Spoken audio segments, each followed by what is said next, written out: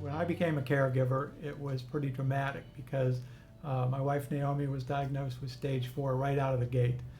And of course, the type of cancer that she had was one that heretofore had been a killer. Had there not been the drugs available to her when she was diagnosed, she more than likely would have been dead in 24 months. But of course, she was convinced she was going to be dead in 2 weeks, then maybe 2 months.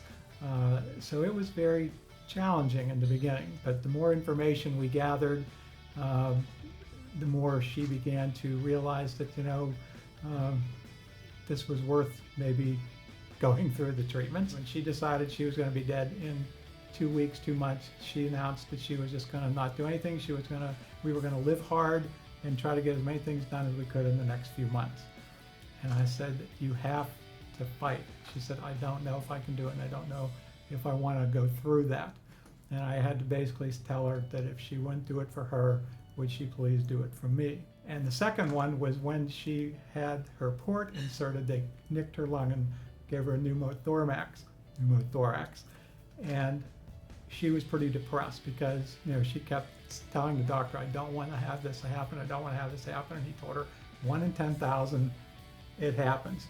So she woke up to being 1 in 10,000, and she was pretty depressed. And he stayed around at the hospital pretty late that night, and he came back in, and she was starting to bemoan and whine and cry. And he grabbed her big toe and shook it, and he said, you got to start thinking of your glasses half full. And that really resonated with her. I think anyone that would be confronted with someone that they love that has a possibility of potentially dying, it obviously changes a lot of things.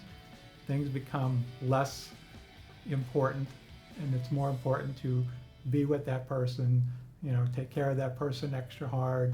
I tell her, like, you should be eating this, you should be drinking this, you shouldn't be eating that, put those M&Ms down. Here, let's have some broccoli. We had this book long before she had cancer. It was called Things to Do and Places to Go on Our Life's Journey. Well, my goodness, the pages started filling up, and she just kept writing.